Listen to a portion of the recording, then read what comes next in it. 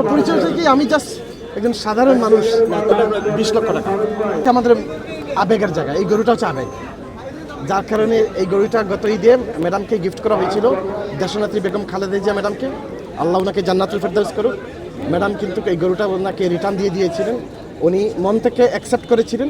Accept করে উনি বলছেন, বাবা এটা তুমি নিয়ে নাও এবং তোমার যে পরিবারের জন্য এই গরুটা তুমি যে ভবিষ্যতে বিক্রি টিক্রি করো বা যা করো তোমার পরিবারের জন্য। তো আজকে উনি যেহেতু মার্কেটে নিয়ে আসছেন এবং এটা যেহেতু আপনার আবেগের জায়গা ম্যাডামের, তো সেই জায়গা থেকে আমি গরুটা নিয়ে আসছি। 20 লক্ষ টাকা। আপনার নামটা এবং পরিচয়টা? হ্যাঁ, আপনার পরিচয়টা দিন। নাম আমার পরিচয় হচ্ছে কি, আমি জাস্ট একজন সাধারণ মানুষ। তবে আপনার তো একটা পরিচয় আছে। হ্যাঁ, আমার নাম ফাহিম, পুরো নামটা এবং ফাহিম আল চৌধুরী। আসলে আপনার দেশের বাড়ি কোন জায়গায় যদি একটু বলতেন? সিলেটে।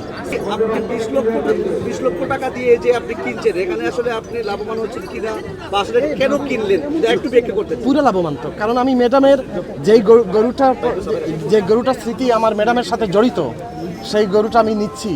এটাই তো আমার সবচেয়ে বড় লাভ, যে আমি ম্যাডামের স্মৃতিকে আমি লালন করতেছি। ম্যাডামের স্মৃতিকে আমি লালন করি আমার মনের মধ্যে, সেই জায়গা থেকে। এটাই তো আমার সবচেয়ে বড় লাভ। এই গরুটি আসলে কোথায় কুরবানি করা হবে? এটা সিলেট শহরে করা হবে।